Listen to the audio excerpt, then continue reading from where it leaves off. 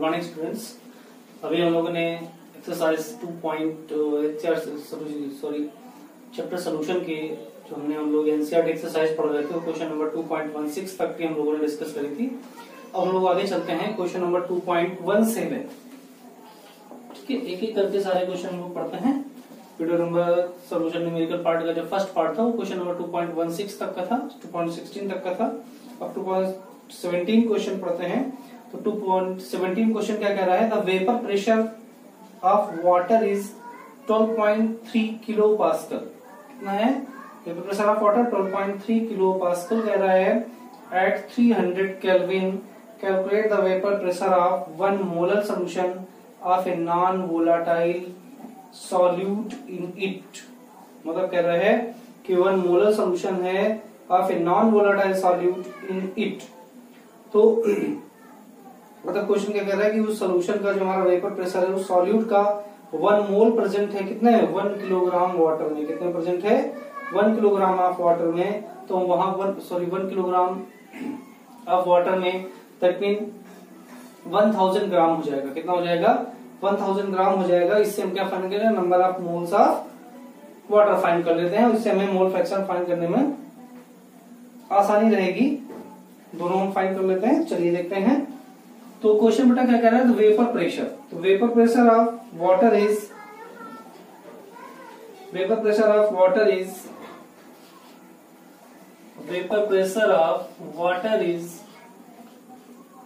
12.3 kilo pascal. 12.3 kilo pascal कह रहा है। दैट इज पी नॉट हमको गिवन है। क्या गिवन है हमको? पी नॉट गिवन है। पी नॉट कह सकते हैं। और कह रहा है 1 molar solution of a non volatile solute इसका वेपर प्रेशर फाइंड करना है। दैट इज हमें पी फाइंड करना है सोल्यूशन का। तो पी नॉट हमको गिवन है। तो यहाँ पर क्या करें हम? सबसे पहले number of moles of water find कर लें। क्या फाइंड कर लें? Number of moles of water. तो number of moles of water कैसे फाइंड करेंगे? Solution is 1 molar. सोल्यूशन कैसा है हमारा? 1 मोलर सोल्यूशन है। That mean weight of water will be, water क्या होगा हमारे यहाँ पर? सॉल्वेंट होगा, क्योंकि एक तो सोल्यूशन है। दैट इज 1000 ग्राम। कितना हो जाएगा? 1000 ग्राम हो जाएगा। तो number of mole of water हमारे बेटा कैसे आएंगे? 1000 by molar mass of water divide by मतलब 18 से हम इसको डिवाइड कर देंगे तो हमारा मोलर मास ऑफ वाटर मिल जाएगा। और इससे डिवाइड करेंगे तो फाइनली इसका आंसर आएगा हमारा 55.55 मोल हमें वाटर के मिल जाएंगे। और यहाँ पर हम मोल फ्रैक्शन ऑफ H2O जब फाइंड करेंगे तो mole of solute upon mole of solute plus solvent that is 1/56.55। कितना हो जाएगा हमारा? 1/56.55। और हमसे फाइनली क्या पूछ रहा है? Mole fraction of vapour pressure of water. तो हमको पी नॉट गिवन था। P according to Raoult law, किसके अकॉर्डिंग? अकॉर्डिंग टू राउट्स लॉ हम लोग फॉर्म करेंगे। तो अकॉर्डिंग टू राउट्स लॉ क्या होता है? P equal to P naught x. तो P हमें H2 का फाइंड करना था, सोल्यूशन का फाइंड करना था। पी नॉट हमें गिवन है that is 12.3 upon 56.55। That will be the vapor pressure of the solution. So this is the question number 2.17 plus 2.17. ठीक है, तो इसके अकॉर्डिंग हमने फाइंड किया। अब हम चलते हैं क्वेश्चन नंबर 2.18 पर। किस पर चलते हैं हम लोग? क्वेश्चन नंबर 2.18 पर आते हैं।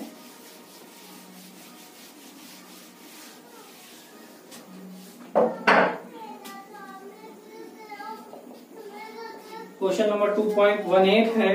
कह रहा है calculate the mass of a non volatile solute whose molar mass is 40 gram per mole. उसका मोलर मास हमें आपको गिवन है कितना? दैट इज सॉल्यूट है, दैट इज इसको हम क्या बोलेंगे? MD बोलेंगे। ठीक है, which should be dissolve in 114 gram of octane to reduce its vapour pressure by 80%।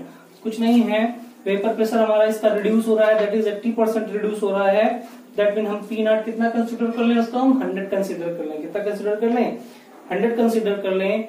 और जो हमारा पीए मीन सोल्यूशन का होगा वेपर प्रेशर वो रिड्यूस होकर कितना बचता है? 80। तो दैट मीन इसी फार्मूले से हमारा पी नॉट जो आता है वो 100 हो जाता है। और P हमारा 80 हो जाता है। ठीक है, और फिर हमें मोल फ्रैक्शन फाइंड करना है, तो हमें यहाँ पर क्या गिवन था, MB हमको गिवन था, कितना गिवन था क्वेश्चन में, molar mass of solute that is 40, और WB हमको फाइंड करना है, और MA that is molar mass of solvent, और हमें ऑक्टेन गिवन है, तो ऑक्टेन का मोलर मास होता है 114, और WA भी कितना है, 114 ग्राम डिसॉल्व किया जाता है। तो यहाँ पर हम relative lowering in vapour pressure का फॉर्मूला लगाएंगे, that is P naught by P upon P naught equal to WB by MB upon WA by MA। इस तरह से इस फार्मूले से हम इसकी क्या फाइंड कर लेंगे, हम यहाँ पर WB फाइंड कर लेंगे इस फार्मूले से, by this we can calculate. Next question पर आते हैं, ट्राई टू योरसेल्फ। अब क्वेश्चन नंबर 2.19, क्वेश्चन नंबर 2.19 पर हम लोग आते हैं। Clear, question number 2.19,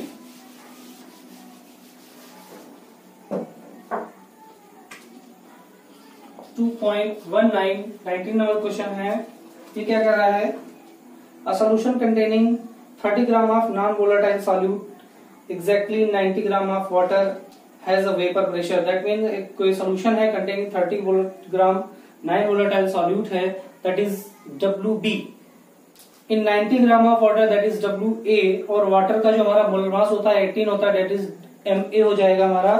that mean WB हमें कितना है, 30 ग्राम हमको गिवन है, एंड MA वाटर के लिए 18 है, और WA जो वाटर है वो कितना है, 90 है। तो वाटर के number of moles 90 by 18 that is 5 हो जाएगा। Vapour pressure of that is of 2.8 kilo pascal, 2.8 kilo pascal मतलब सोल्यूशन है। दैट मीन हमें जो P है वो है 2.8, P कितना है हमारा 2.8। Further 18 gram of water is added to the solution, बाद में 18 ग्राम ऑफ वाटर इसमें और मिलाया गया, दैट मीन सॉल्वेंट का जो मास है वो हमारा और बढ़ गया, 19 प्लस 18 हो गया। New vapour pressure becomes 2.9 kilo pascal. जो न्यू वेपर प्रेशर हमारा आता है उसको कह सकते हैं P डैश कह सकते हैं, वो हमारा आता है 2.9, कितना हो जाता है हमें 2.9 हो जाता है। Calculate molar mass of the solute and vapour pressure of the water at 298 kelvin. तो हमें P नॉट पूछ रहा है, जैसे क्या पूछ रहा है यहाँ पर P नॉट पूछ रहा है। तो सिमिलरली हम क्या करेंगे, यहाँ पहले number of moles of water find कर लेंगे, फिर हम फार्मूला लगाएंगे राउल्स लॉ के अकॉर्डिंग। इसके अकॉर्डिंग राउल्स लॉ के according P naught minus PA upon P naught equal to mole fraction वाला फार्मूला लगाएंगे, उससे हम यहाँ पर इक्वेशन फाइंड कर लेंगे P नॉट के टर्म में। देन आफ्टर सेकंड इक्वेशन से उसका कंपैरिजन कराएंगे, जबकि दोनों इक्वेशन में वाटर का मोलर मास बराबर रहना चाहिए, तो दोनों का फिर हम कंपैरिजन करा देंगे, और कंपैरिजन कराने पर हमें P नॉट A मिल जाएगा। मतलब क्या कहने का कि सबसे पहले हम यहाँ पर दोनों कंडीशन के अकॉर्डिंग इक्वेशन बनाएंगे। तो इसके अकॉर्डिंग हमारी फर्स्ट कंडीशन, इसके लिए जो इक्वेशन बनेगी वो क्या बनेगी, P naught minus P upon P naught equal to WB upon MB upon WA upon MA। ये बनेगी हमारी इक्वेशन, इसकी फर्स्ट इक्वेशन बनेगी। ठीक है, इनकी सारी वैल्यूज हमें जो गिवन है इनको हम पुट करेंगे, और दूसरी हमारी जो इक्वेशन बनेगी वो P naught minus P dash upon P naught equal to WB upon MB that is WA upon MA। अब यहाँ पर चेंज होगा WA डैश, इसको हम कह सकते हैं, क्योंकि WA डैश हमारा क्या बन जाएगा, 18 ग्राम ऑफ वाटर और मिलाएगा, दैट इज 90 प्लस 18, वो कितना हो जाएगा हमारा 108। कितना हो जाएगा ये 108। तो इसकी वैल्यू हमारी थोड़ी सी चेंज हो जाएगी। ठीक है, तो W डैश A हमारा चेंज होगा, जबकि MA हमारा सेम रहना है क्योंकि वाटर ही मिलाया गया है। तो इन दोनों की वैल्यू हम यहाँ पर पुटअप कर लेंगे। पुटअप करने के बाद इन दोनों को इक्वेशन फर्स्ट और सेकंड को डिवाइड करके तो हमें यहाँ पर जो इक्वेशन मिल जाएगी वो P नॉट के टर्म में मिल जाएगी, और दोनों को कंपेयर करके हम फाइंड कर सकते हैं इसकी value. Let's try to yourself. फिर हमारा है question number 2.20 that is 20 number question है। इतनी बात हम आगे बढ़ते हैं, that is 2.20 number question, 20 number question पर हम लोग चलते हैं। 2.20 क्वेश्चन में कहता है कि ये 5% solution by mass of cane sugar, मतलब 5% सोल्यूशन है केन शुगर का by mass in water has a freezing point of 271, मतलब जो 5% शुगर सोल्यूशन है वाटर में तो उसका जो फ्रीजिंग पॉइंट है वो 271 केल्विन है। और calculate the freezing point of A 5% glucose solution in water if freezing point of pure water, that हमको क्या बोला है 5% solution, 5% solution of sugar that is sucrose, that is C12H22O11। तो 5% solution sugar solution का बेटा mean है that 5 gram of sugar in 100 gram of solution। इस total solution में 100 ग्राम सोल्यूशन में 5 ग्राम शुगर है, तो that mean this is W हमारा क्या हो गया, ये WB हो गया हमारा, वेट ऑफ सॉल्यूट हो गया। एंड हम यहीं पर निकाल लेते हैं वेट ऑफ सॉल्वेंट। तो टोटल सोल्यूशन का वेट हमारा था 100 और उसमें सॉल्यूट था हमारा 5 ग्राम, दैट इज हमारा बचा 95 ग्राम हमारा सॉल्यूट बच गया और सॉल्वेंट बच गया। और ये हमारा हो जाएगा WA। और सॉल्वेंट हमारा क्या है, वाटर है, तो वाटर का जो मोलर मास होता है MA दैट इज 18 होता है।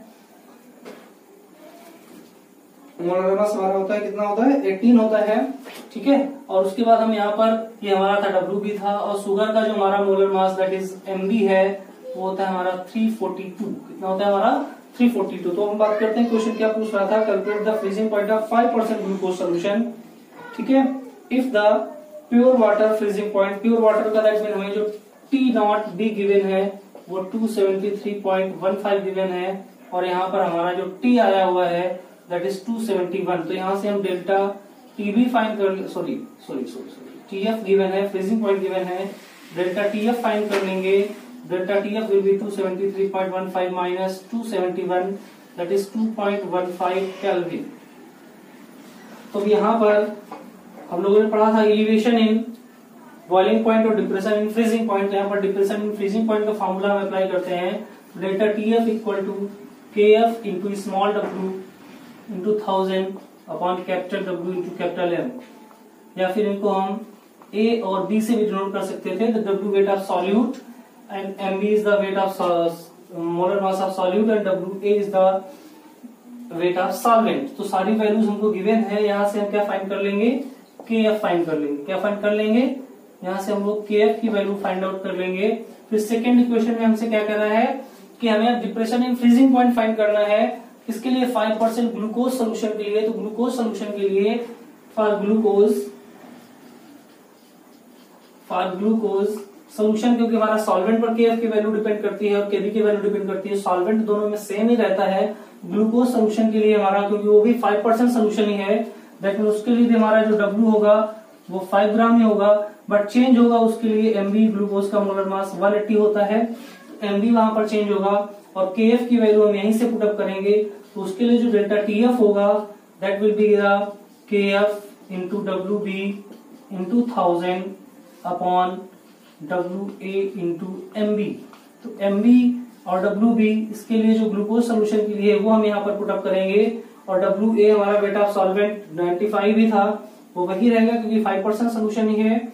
और यहाँ से डेल्टा TF फाइंड कर लेंगे of our freezing point of solution. Solution का अगर फ्रीजिंग पॉइंट हमसे पूछ रहा है तो सोल्यूशन के फ्रीजिंग पॉइंट के लिए क्या करेंगे 273.15 minus delta TF that will be the freezing point of the solution, that is TF हमारा यहाँ से निकल आएगा इतने से। तो इस तरह से हम इस क्वेश्चन को सॉल्व कर सकते हैं, ठीक है। तो सबसे पहले हमने क्या किया, KF की वैल्यू फाइंड करी ग्लूकोज सोल्यूशन के अकॉर्डिंग, शुगर सोल्यूशन के अकॉर्डिंग, जो हमारी ग्लूकोज सोल्यूशन के लिए भी सेम होगी क्योंकि सॉल्वेंट पर डिपेंड करती है और सॉल्वेंट दोनों में ही वाटर है। वहां से हमने डेल्टा TF फाइंड किया और फिर हमने इसी फार्मूले से delta T0F equal to delta TF equal to T0 minus T, इसी फार्मूले से हमने TF फाइंड किया। फाइनली उसको 273 माइनस में उसको करके हम फाइंड कर लेंगे, that will be the value of TF freezing point of the solution. Next question हमारा कह रहा है क्वेश्चन नंबर 21 2.21 की बात करते हैं।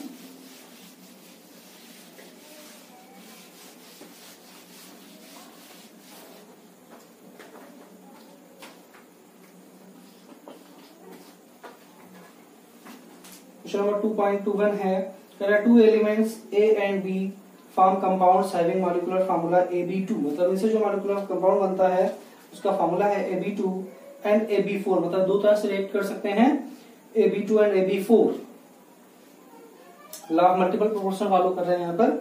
When dissolved in 20 gram of benzene, 20 gram benzene में डिसॉल्व किया जाता है, 1 gram of AB2 lowers the freezing point by lowers the freezing point by 2.3 kelvin, मतलब अगर उसको 20 ग्राम बेंजीन में डिसॉल्व किया जाता है उसका 1 ग्राम, दैट इज AB2 के लिए अगर हम बात करें तो इसके लिए हमारा जो WB है वो 1 ग्राम है और WA है वो बेंजीन है, दैट इज 20 ग्राम। तो बेंजीन का molar mass that is Ma जो इसका होगा वो क्या हो जाएगा, बेंजीन का मोलर मास होता है 78, C6H6 फॉर्मूला होता है, 78 उसका मोलर मास हो जाएगा। इस कंडीशन के लिए हो गया।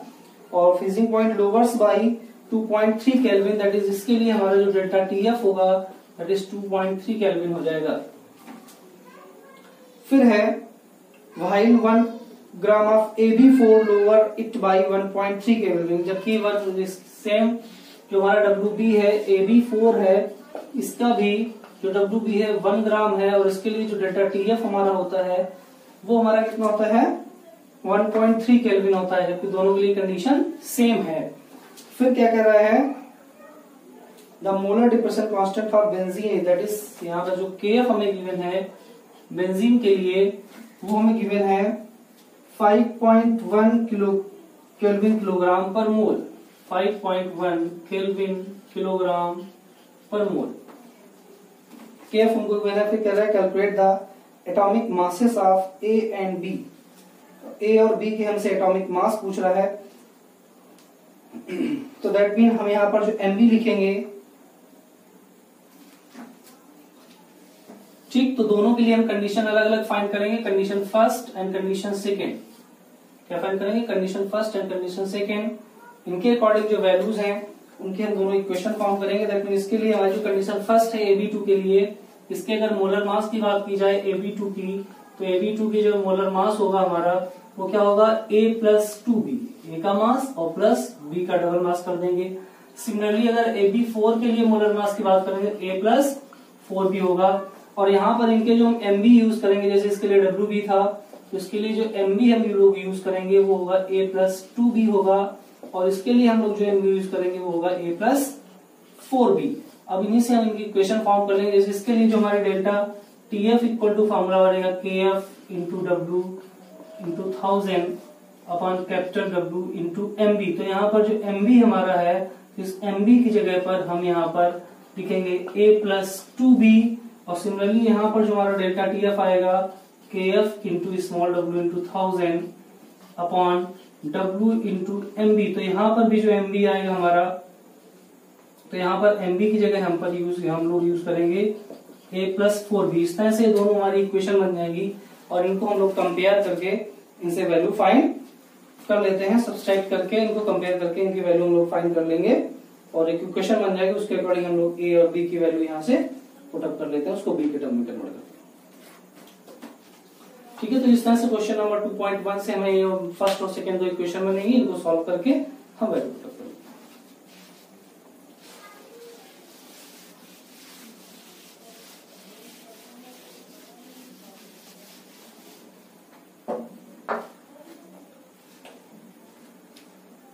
फिर हमारा क्वेश्चन नंबर 22 कह रहा है at 300 kelvin 36 gram of glucose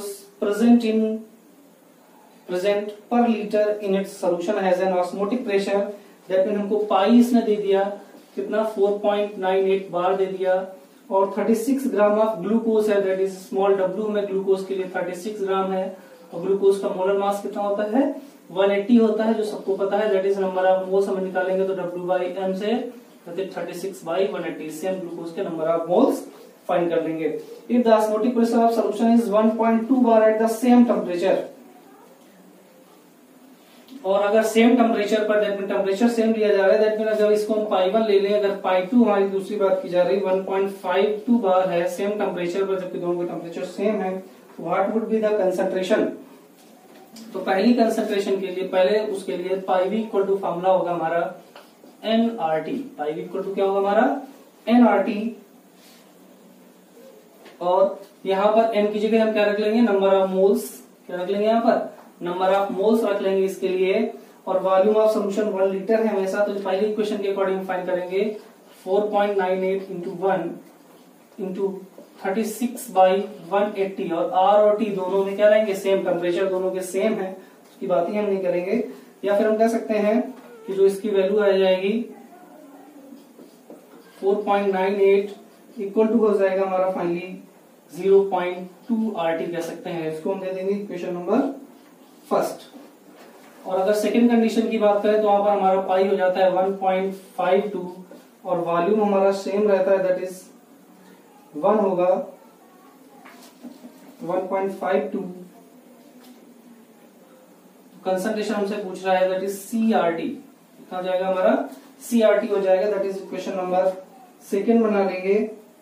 अब हम इक्वेशन फर्स्ट एंड सेकेंड इससे from equation first and second, तो इक्वेशन फर्स्ट और सेकेंड से जो हम कंपेयर करेंगे तो 1.52 by 4.98 equal to CRT upon 0.2 RT।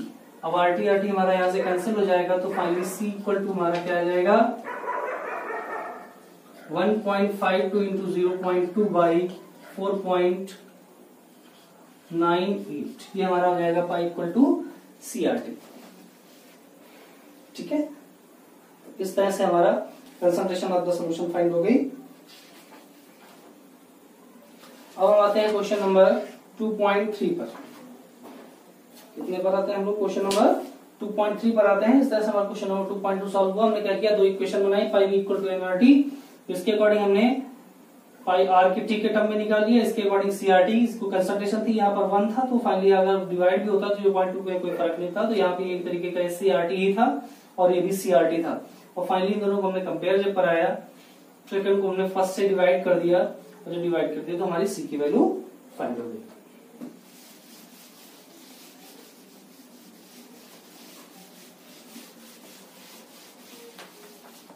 अब इस तरह से हमारा क्वेश्चन नंबर 23। क्वेश्चन नंबर 23 कह रहा है, suggest the most important type of intermolecular attractive interaction in the following pairs. कह रहा है normal hexane and normal octane. तो नॉर्मल हेक्सेन और नॉर्मल ऑक्टेन दोनों ही कैसे हमारे नॉन पोलर सॉल्वेंट हैं, और नॉन पोलर सॉल्वेंट्स के बीच में हमारे वैन डर वाल इंटरेक्शंस प्रेजेंट होते हैं। फिर हमारा सेकंड कह रहा है आयोडीन एंड कार्बन टेट्राक्लोराइड। तो आयोडीन दोनों ही, फिर ये भी NaClO4 एंड वाटर। इसमें वाटर हमारा कैसा है, पोलर है, और सोडियम क्लोराइड एक आयनिक कंपाउंड है, तो इसमें आयनिक डायपोल्स प्रेजेंट होते हैं, that is ion dipole interaction होगा। फिर कह रहा है मेथेनॉल एंड एसीटोन। तो मेथेनॉल और एसीटोन दोनों ही कैसे होते हैं, acetone COCH3 oxygen bond present, oxygen उसमें डबल बॉन्ड से होता है, और मेथेनॉल में OH hydrogen bonding, that mean क्या कर सकता है, डायपोल डायपोल इंटरेक्शन होता है, इनमें पोलैरिटी आ जाती है। फिर एसीटोनाइट्राइल एंड एसीटोन, तो यहाँ पर भी एसीटोन की वजह से, रेजोनेंस स्ट्रक्चर की वजह से, और साइनाइड भी कैसा होता है, एक अनसैचुरेटेड कंपाउंड, नाइट्रोजन की वजह से, इलेक्ट्रोनेगेटिविटी की वजह से वहां पर भी डायपोल डायपोल इंटरेक्शन प्रेजेंट हो जाएंगे। फिर क्वेश्चन नंबर 2.24 कह रहा है, based on solute solute interaction arrange the following in order of increasing solubility in normal octane and explain. Cyclohexane, potassium chloride, methanol and methyl cyanide. तो कह रहा है इनको हम क्या करना है, इनकी सॉल्युबिलिटी के अकॉर्डिंग अरेंज करना है। तो सॉल्युबिलिटी कि इंक्रीजिंग ऑर्डर में अरेंज करना है। इसमें कह रहा है cyclohexane, potassium chloride, methanol and methyl cyanide. तो हमें सबसे पहले क्या चीज याद रखनी है कि हमारा जो नॉर्मल ऑक्टेन है, वो नॉर्मल ऑक्टेन कैसा है, एक नॉन पोलर सॉल्वेंट है, और नॉन पोलर सॉल्वेंट में नॉन पोलर सॉल्यूट ही आसानी से डिसॉल्व होते हैं। तो सबसे पहले इनमें हम फाइंड करते हैं कि नॉन पोलर सॉल्यूट कौन है हमारा, साइक्लोहेक्सेन, दैट मींस इसकी सबसे ज्यादा सॉल्युबिलिटी होगी। फिर उसके बाद आ जाती है मेथेनॉल और साइनाइड में। तो मेथेनॉल में हमारा OH जो होता है वो CN के कंपेयर में ज्यादा डाइपोल इंटरेक्शन शो करता है, दैट मींस CN ज्यादा डिसॉल्व हो जाएगा मेथेनॉल से। फिर मेथेनॉल, फिर पोटेशियम क्लोराइड एक हमारा आयनिक कंपाउंड है जो कि नॉन पोलर सॉल्वेंट में लगभग नाक बराबर डिसॉल्व होगा या डिसॉल्व होगा ही नहीं। तो दैट मींस का जो ऑर्डर होगा पोटेशियम क्लोराइड, मेथिल अल्कोहल, ये इंक्रीजिंग ऑर्डर पे बात कर रहे हैं, सबसे कम डिसॉल्व होगा हमारा पोटेशियम क्लोराइड, फिर मेथिल अल्कोहल CH3OH, फिर मेथिल साइनाइड, और सबसे ज्यादा डिसॉल्व होगा हमारा cyclohexane. That mean increasing order हमारा है पोटेशियम क्लोराइड, मेथेनॉल और मेथिल साइनाइड एंड साइक्लोहेक्सेन, ये हमारे इंक्रीजिंग ऑर्डर ऑफ है। क्यों? हमने बताया कि non polar solvents are more solutes are more solver in non polar solvents, तो इनके अकॉर्डिंग हमने क्लासिफाई किया। फिर हम आगे करते हैं among the 25 नंबर क्वेश्चन के among the following compound identify which are insoluble, partially soluble and highly soluble in water। तो इसको आप लोग अपने मन से फाइंड करने की क्वेश्चन करिए क्वेश्चन नंबर 2.5 का। और इसी तरह क्वेश्चन नंबर 2.6 भी है हमारा, if the density of some lake water is 1.25 gram per litre. कितना है हमारा क्वेश्चन नंबर 2.6?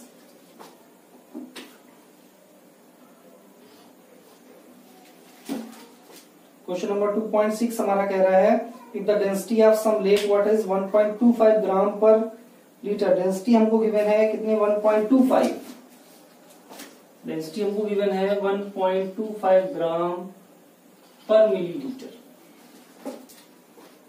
लेक वाटर की, and contains 92 gram of sodium ion पर किलोग्राम ऑफ वाटर। कि सोडियम आयन जो हमारे हैं वो 92 ग्राम प्रेजेंट है। Calculate the molarity of sodium ion in the lake. तो सोडियम आयन का एटॉमिक कैलकुलेट द मोलैरिटी हमसे पूछ रहा है। तो सोडियम के W हमारा कितना गिवन है?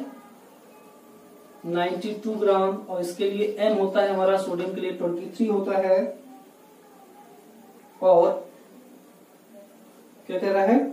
1.25 ग्राम। तो दैट इज इन पर मिलीलीटर में है। तो वेट ऑफ सॉल्वेंट जो हमारा होगा दैट इज WA, वो हो जाएगा हमारा 1000 ग्राम। कितना हो जाएगा?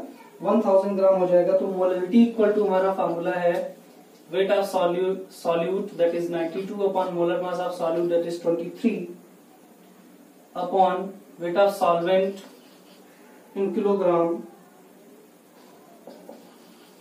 दैट इज 92 बाई 23, तो दैट इज 4 मोलैरिटी का सोल्यूशन हमारा प्रिपेयर्ड है वहां पर। फिर कह रहा है क्वेश्चन नंबर 2.27 कह रहा है if the solubility product of copper sulphide is 6 into 10⁻16, calculate the maximum molarity of copper sulphide in aqueous solution. Question number 27 है हमारा, क्वेश्चन नंबर 27 है, कह रहा है सॉल्युबिलिटी प्रोडक्ट KSP की हम लोगों ने क्लास 11 में पढ़ा था। KSP है 6 into 10⁻6। कह रहा है calculate the maximum molarity of copper sulphide in aqueous solution. तो बेटा देखो यहाँ पर इक्वेशन है, कॉपर सल्फाइड हमारा है, जब यह कॉपर उसमें सोल्यूशन में आयनाइज करेगा तो Cu2 प्लस और सल्फाइड आयन फॉर्म करेगा। ठीक है, और ये Cu2 प्लस इसकी भी हम कंसंट्रेशन S मान लेते हैं और इसकी भी कंसंट्रेशन हम सॉल्युबिलिटी S मान लेते हैं। तो हमारा जो फाइनली KSP है सॉल्युबिलिटी प्रोडक्ट है वो क्या है हमारा? एक concentration of copper ion and concentration of sulphur ion, दोनों की कंसंट्रेशन है S और S, तो फाइनली हो गई हमारी S²। तो हमको यहाँ पर KSP गिवन था, तो KSP that is 6 into 10⁻6 equal to हमारा S² हो जाएगा। S जो हमारी यहाँ पर कंसंट्रेशन आएगी, तो कंसंट्रेशन हमारी कितनी है? 6 into 10⁻6। हम S की वैल्यू जब फाइंड करेंगे तो ये रूट पे आ जाएगा फाइनली, क्योंकि इसका स्क्वायर था इधर, तो रूट पे आ जाएगा। तो रूट पे आने के बाद रूट 6 into 10⁻3 बचा हमारे यहाँ पर।